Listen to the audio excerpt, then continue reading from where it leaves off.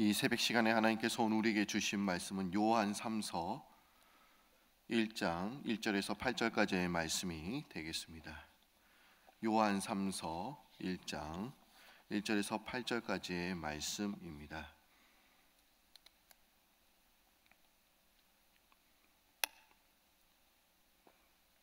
요한 3서 1장 1절에서 8절까지의 말씀이 되겠습니다. 다 찾으신 줄 알고 한 절씩 교독합니다. 장로인 나는 사랑하는 가이오 곧 내가 참으로 사랑하는 자에게 편지하노라.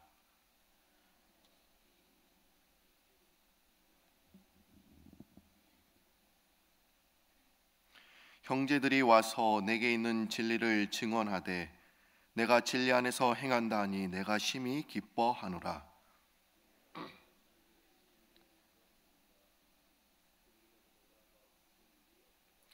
사랑하는 자여, 내가 무엇이든지 형제 곧 나그네 된 자들에게 행하는 것은 신실한 일이니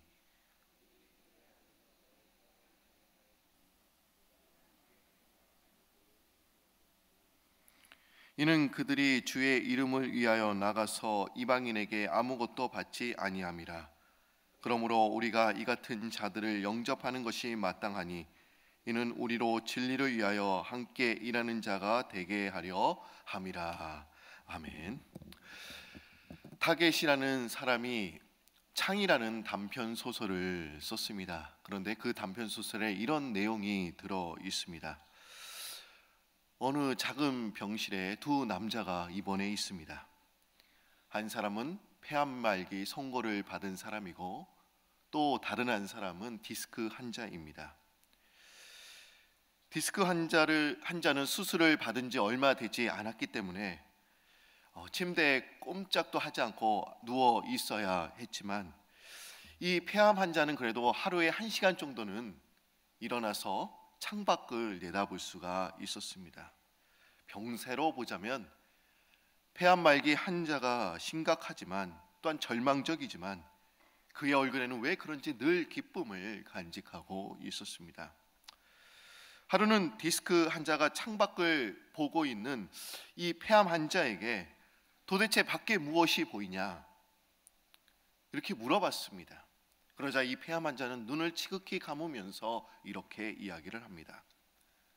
아름다운 호수에 보트와 또 백조가 떠 있고 또 호숫가를 산책하는 여인들과 또 잔디바에서 놀고 있는 아이들이 보이네요. 이렇게 이야기를 합니다. 이 말을 듣고 있던 디스크 환자의 그 얼굴은 이제 갑자기 분노로 일그러지기 시작했습니다. 폐암 환자가 항상 기쁨을 간직한 채 웃음을 갖고 있었던 이유는 바로 그것이었구나. 그의 침대가 창문 곁에 있었기 때문에 그는 밖을 내다볼 수 있었기 때문에 그런 것이고 자기는 창문을 밖을 내다볼 수 없기 때문에 내가 지금 차별 대우를 받고 있는 것이구나 이렇게 생각을 합니다. 그래서 빨리 폐암 환자가 죽어서 밖으로 나가면 내가 저 침대를 차지해야겠다 이렇게 생각을 합니다. 그런 어느 날 폐암 환자가 심하게 기침을 하면서 이제 신음하기 시작합니다. 디스크 환자는 비생배를 눌러서 이제 의사를 부를까 이렇게 생각도 해보지만 침대를 차지하겠다는 그런 생각에 그냥 가만히 둡니다. 그 다음날 조용해졌습니다. 옆 환자는 죽어서 이제 하늘나라로 이제 가게 되었습니다. 이제 비어있는 그 창문가 그 자리에 병원의 허락을 받아서 이제 그곳으로 옮기게 됩니다. 그는 옮기자마자 그의 있는 힘을 다해서 이제 일어나서 이제 밖을 내다보게 됩니다. 그런데 창밖에 아름다운 호수에 보트와 또 백조가 떠 있는 것이 아니라 그냥 회색의 콘크리트 담벼락뿐이었습니다. 그는 그제야 이제 깨달았습니다. 폐암 환자의 그 기쁨이 환경 때문에 생긴 것이 아니라 그가 선택한 기쁨이었다는 것을, 그는 기뻐할 수 없는 상황에서도 기쁨을 창조적인 생상으로 만들었다는 것을 알 수가 있었습니다. 우리가 어떤 상상과 어떤 생각을 하느냐가 참 중요합니다. 이것은 좀 좋은 예일 수도 있습니다. 그러나 우리가 악하고 좋지 못한 그런 상상과 생각을 한다면 우리는 기쁨을 유지할 수가 없습니다. 우리가 요한 3서를 오늘 읽었습니다마는 빌립보서를 여러분들이 보시면 바울 사도는 우리들에게 항상 이렇게 권면하고 있습니다. 주 안에서 기뻐하라. 바울은 주 안에서 기뻐하는 그 비결에 대해서 빌립보서에서 계속 이야기를 하고 있지요. 여러분, 바울이 빌립보서를 쓴 때 그 상황은 과연 어땠습니까? 그는 감옥에 갇혀 있었습니다.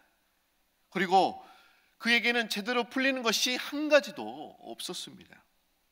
지금 로마 황제 앞에 선 지도 벌써 2년이라는 세월이 흘렀지만 이 오래 끌어온 이 재판, 이것은 아마 승리 대신에 아마 패배의 결말로 맺게 될 것을 또한 이 바울 사도는 알고 있었습니다.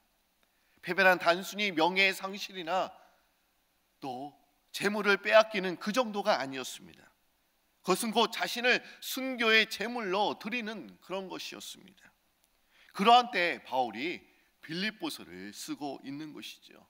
이러면서 주 안에서 기뻐하라. 그런데 주 안에서 기뻐하라는 것은 명령이었습니다.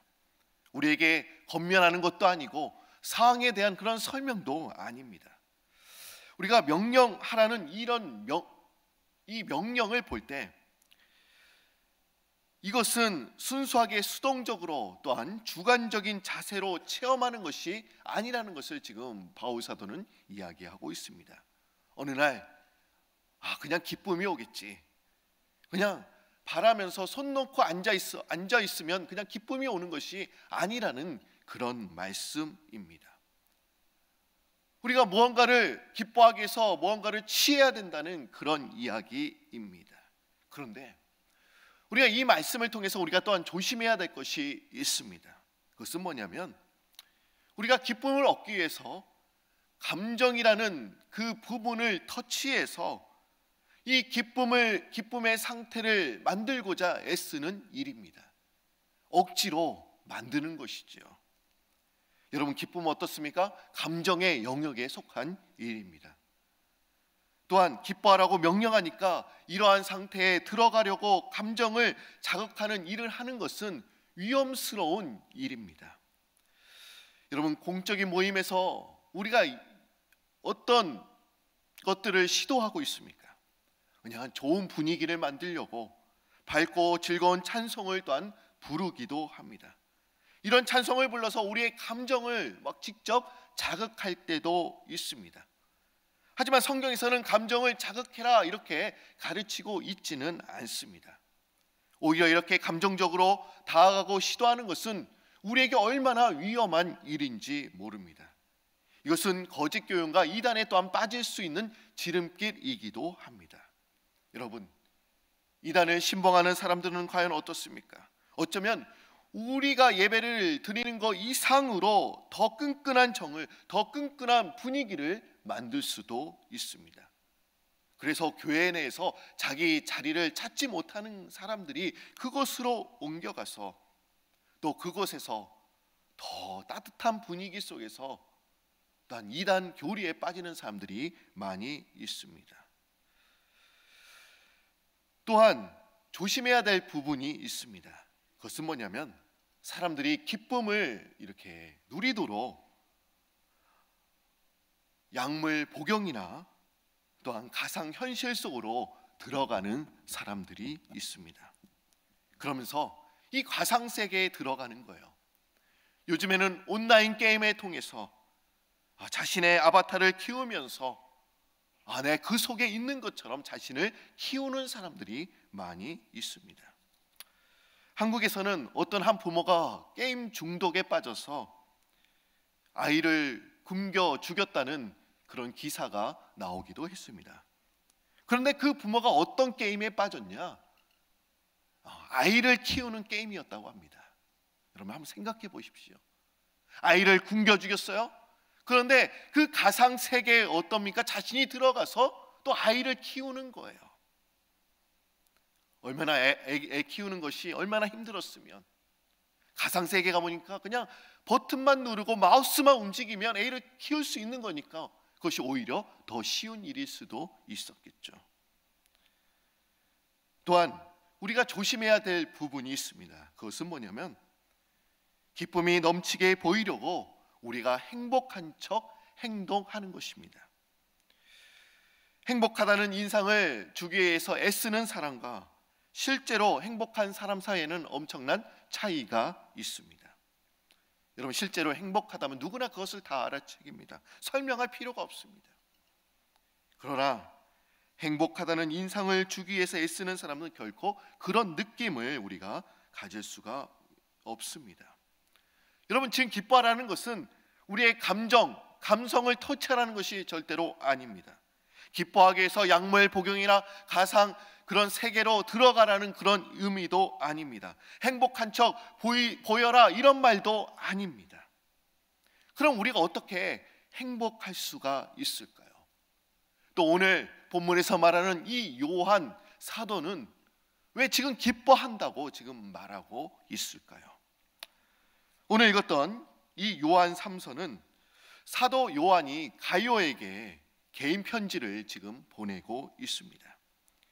그리고 가이오의 선하고 신실한 행위 때문에 그를 칭찬하고 있습니다. 특히 나그네 그리고 순회 전도자들을 잘 영접한 그 사실 때문에 지금 기뻐하고 있는 것입니다. 그러면서 이 요한 자신은 이 가이오 때문에 너 때문에 내가 지금 기뻐한다라고 지금 편지를 보내고 있는 것입니다. 그러면서 가이오를 이렇게 또한 축복하고 있습니다. 오늘 읽었던 요한 3서 1장 2절 말씀을 한번 보도록 하겠습니다.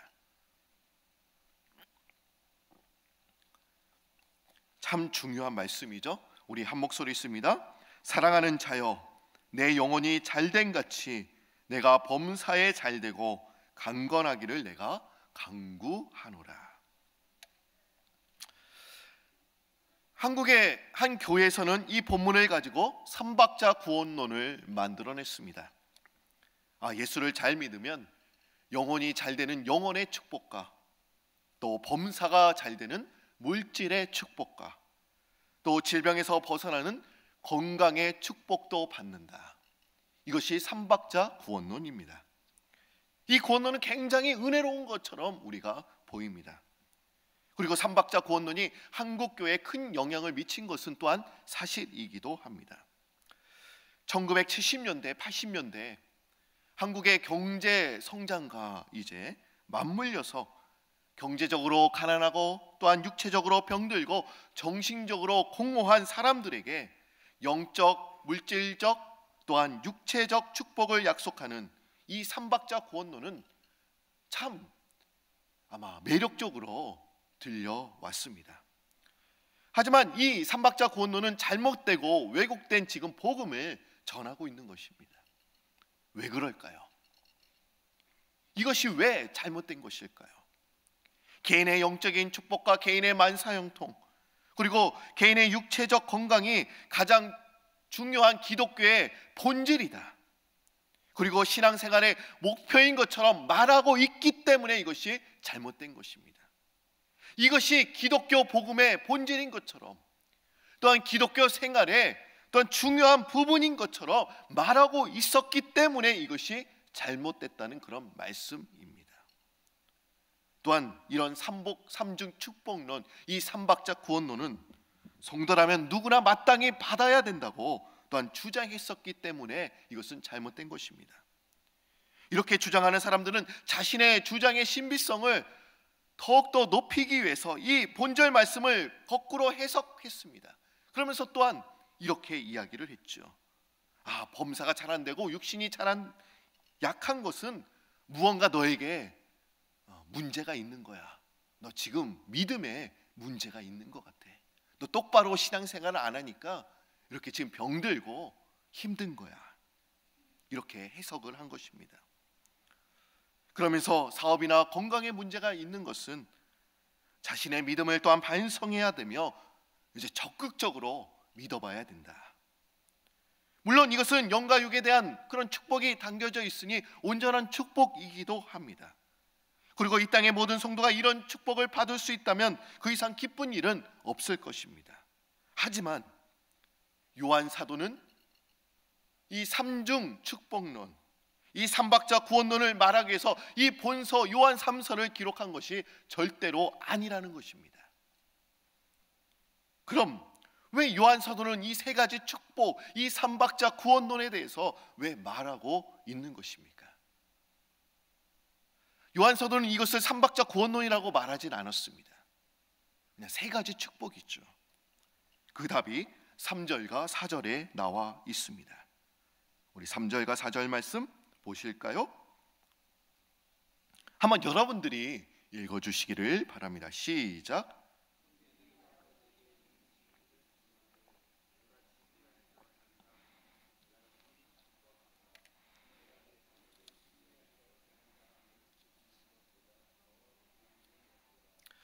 그것은 사도 요한이 자신이 전한 복음을 듣고 그리스도를 영접한 가이오가 이제는 믿음으로 장성하여 진리 안에서 행한다는 소식을 듣고 지금 기뻐한다라고 지금 말하고 있는 것입니다. 가이오가 믿음 가운데 자라났을 때 그것을 봤을 때 너무나 기쁘고 감격스러웠습니다. 이렇게 축복한 것은 진리와 사랑을 행하는 자에 대한 사도 요한의 자연스러운 마음의 표시였습니다. 더 나아가서는 하나님의 마음을 지금 대변하고 있는 것입니다. 우리는 선한 행실도 없이 이기적인 자세로 하나님 주세요, 이 세 가지 축복을 주세요, 때를 쓰는 것이 아니라는 것입니다. 오히려 가이오처럼 진리와 사랑을 행하는 자가 되어서 묵묵히 기다리라는 그런 말씀이기도 합니다. 진리와 사랑을 행하는 사람, 이 가이오처럼 묵묵히 기다릴 때 하나님 이런 사람에게 이런 축복을 주세요. 지금 이렇게 말하고 있는 것입니다. 그런데 우리가 진리를 행하기 전에 또 무엇을 해야 하는 것입니까? 그것은 진리를 찾아야 됩니다. 진리를 알아야 합니다. 여러분, 철로역정의 저자인 이 존 버녀는 인생과 영혼에 대한 의문이 일어나기 시작했을 때 이런 결심을 했습니다. 내가 구원을 받기 전까지는, 이 진리를 확실히 알기 전까지는, 내가 예수님을 분명히 깨닫기 전까지는 먹지도 않고 이제 자지도 않을 것이다. 아니, 이 문제를 해결할 수만 있다면 내가 어디든 이제 가겠다, 이렇게 결심을 한 것입니다. 그리고 이러한 결심 때문에 또한 예수님을 만나는 또한 계기가 되기도 했습니다. 예수님은 마침내 그에게 이제 나타나셔서 깨닫게 해주셨고 또한 진리를 알게 되었습니다. 그래서 그는 주님을 찾은 그 놀라운 감격을 기록하여 그에 져서 철로역정을 이제 쓰게 된 것입니다. 그런데 그 책에 나타난 주인공의 모습은 그 자신의 모습이기도 하고 또한 이 모습은 또한 우리들의 모습이기도 합니다. 이 철로역정에서 그 주인공이 이제 순례하면서 여러 명의 사람들을 만나게 됩니다. 어떤 사람을 만나냐? 신실과 소망이라는 사람을 이제 만나게 되면서 이제 두 사람과 이제 같이 길을 걷습니다. 그런데 의미 없는 헛된 그런 시장의 박람회에 들어가게 됩니다. 장사꾼들이 그들에게 유익하지 못하는 이제 팔려고 합니다. 이 물건을 사라고 이야기합니다. 그런데 장사꾼이 이렇게 묻습니다. 당신들은 무엇을 사기 원하느냐? 그러자 이 세 사람은 또한 이렇게 이야기를 합니다. 우리는 진리를 사기 원합니다. 그들은 진리를 얻어서 잠시 있다가 없어지는 것이 아닌, 오늘 있다가 내일 없어지는 것이 아닌, 물질이 아닌 내 인생에 대한 대답을 얻기 원한다라고 지금 말하고 있는 것입니다. 여러분, 진리가 오늘은 참이라 할지라도 내일은 참이 아닐 수 있다면 그것은 진리일 수가 없습니다. 여러분, 예수 그리스도만이 진리이신 줄 믿습니다. 여러분, 왜 그렇습니까? 예수 그리스도는 어제나 또 오늘이나 또 내일이나 동일하신 분이시기 때문에 그렇습니다. 여러분, 요한 사도는 기뻐하고 있습니다.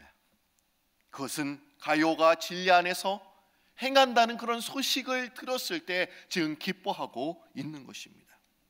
우리가 지금 요한 3서를 우리가 읽었지만 요한 2서 1장 4절 말씀, 오늘 읽지는 않았지만 우리 한 절만 앞으로 한번 보실까요? 요한 2서 1장 4절 말씀 또한 이렇게 이야기하고 있어요. 너희 자녀들 중에 우리가 아버지께 받은 계명대로 진리를 행하는 자를 내가 보니 심히 기쁘도다. 요한 사도는 지금 이런 것 때문에 기뻐했습니다. 진리를 행하는 사람, 그 영혼들을 바라볼 때마다 지금 기뻐한다라고 말하고 있는 것입니다. 사도 요한의 말씀은 결코 거짓이나 또 가장이 있는 그런 말씀이 아니었습니다. 그는 진실, 자신의 마음에 있는 마음을 지금 표현하고 있는 것입니다. 왜 그랬을까요? 여러분, 이 땅의 부모님들이 아마 자녀들이 바른 길로 하나님의 말씀 붙들고 갔을 때 아마 그 일을 가장 기뻐할 것입니다. 마찬가지입니다. 복음으로 성도들을 낳아 가르치는 영적 부모에게서 있어서도 말씀의 자녀들이 바른 믿음의 길을 가는 것을 봤을 때 아마 그것을 가장 기뻐할 것입니다. 또한 이것은 또한 우리들에 대한 하나님의 마음이시기도 합니다. 하나님께서는 우리들이 진리를 찾고 또 그 진리를 사고 그 진리 안에서 행할 때 기뻐하시는 줄 믿습니다. 우리가 진리를 찾는다는 것은 예수 그리스도를 찾는다는 것을 의미합니다. 진리 안에서 행한다고 하는 것은 예수 그리스도처럼 그분 안에서 그분처럼 행하는 것을 의미합니다. 진리 안에서 행한다. 여러분, 하나님께서 우리들에게 원하시는 것이 과연 무엇일까요? 오늘 삼박자 구원론 제가 말씀을 드렸습니다. 영이 잘 되고 또 물질의 축복을 받고 건강하게 되는 것, 하나님께서 그걸 원하실까요? 아닙니다. 우리가 진리 안에서 행하는 거예요. 진리를 찾고 진리를 깨닫고 행할 때 하나님께서 또한 기뻐하시는 거예요. 그러면서 너희들이 이렇게 행할 때 내가 이런 축복을 주었으면 좋겠다, 그것이 하나님의 마음이었고 또한 요한 사도의 마음이었습니다. 여러분, 예수님께서 두 여인을 가르치시죠. 마르다와 마리아. 그런데 예수님께서 이 마르다와 마리아의 이 집에 방문하셨습니다. 그런데 예수님께서는 이 땅에 계실 때 무언가를 대접하려고 했던 마르다보다는 주님 발 앞에 앉아있던 말씀을 듣고자 했던 그 마리아를 칭찬해 주셨습니다. 그렇다고 섬기는 거, 봉사의 자리에 있는 게 그게 나쁘다는 것이 아닙니다. 제일 중요한 것은 우리가 신앙생활에 있어서 뭐를 해야 되냐? 진리를 찾아야 된다는 그런 말씀입니다. 진리의 말씀을 깨닫고 그 말씀처럼 행하는 것, 하나님께서는 그것을 가장 기뻐하십니다. 오늘 여러분들이 좀 깨달았으면 좋겠어요. 뭐가 가장 기쁜 일일까? 여러분, 우리 새벽 기도에 나와서 여러분들 왜 우리가 새벽 기도에 나왔습니까? 여기서 진리를 찾기 위해서, 존 버년처럼 진리를 찾기 위해서 이 자리에 나오신 여러분인 줄 믿습니다. 오늘 이 말씀을 붙들고 또 주님을 찾으시면서 하나님, 오늘도 진리를 찾고 진리를 깨닫고 주님처럼 살아가기를 원합니다라고 고백하시는 그런 여러분들이 되시기를 바랍니다. 다 같이 기도드립니다. 이렇게 궂은 날씨 속에서도 우리를 특별히 이 자리에 불러주시고 또 주의 말씀을 듣고 깨달음을 허락하시니 참 감사합니다. 오늘 과연 우리가 무엇 때문에 기뻐해야 되는지, 왜 요한 사도는 지금 기뻐하고 있는지, 그 기쁨에 대해서 알게 하시니 참 감사합니다. 우리가 기뻐하기 위해서 우리의 감정을 자극하고 또 가상현실 속으로 들어가고 또 행복해져 보이려고 하면서 기뻐하는 것이 아니라 오늘 말씀처럼 내가 복음을 전하고 그 진리 안에서 깨닫고 그 진리의 기쁨을 온전히 누릴 때 그 속에서 우리가 기뻐하며 나아갈 수 있는 우리 신실한 그리스도인들이 될 수 있도록 주님이여 역사하여 주옵소서. 주님, 저희들이 진리 안에서 살기를 원합니다. 진리를 찾기를 원합니다. 하나님, 진리 안에서 살아갈 때 그리고 그 진리를 찾을 때 얼마나 그 기쁨이 어떤 누구에게도 말할 수 없는 그 기쁨을 우리가 다 누릴 수 있도록 주님 인도하여 주시고 오늘도 그리스도처럼 작은 예수로 저희들이 살아갈 수 있는 저희들 되게 하여 주옵소서.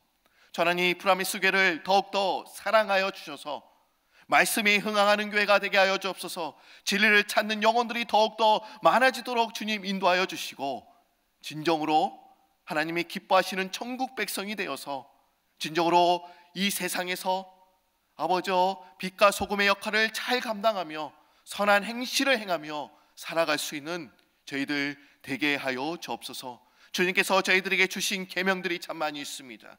그 중에서 하나님을 사랑하고 또 이웃을 사랑하며 온전히 나아갈 수 있는 저희들 되게 하여 주옵소서. 하나님, 우리 교회에 주신 비전이 있사오니 이 비전을 잘 붙들고 나아갈 수 있도록 주님 인도하여 주시고 우리가 이 마지막 때를 살아가면서 잘하였도다 충성된 종아, 이런 음성을 듣고 나아갈 수 있는 저희들 되게 하여 주옵소서. 감사드리며 예수님의 이름으로 기도드립니다.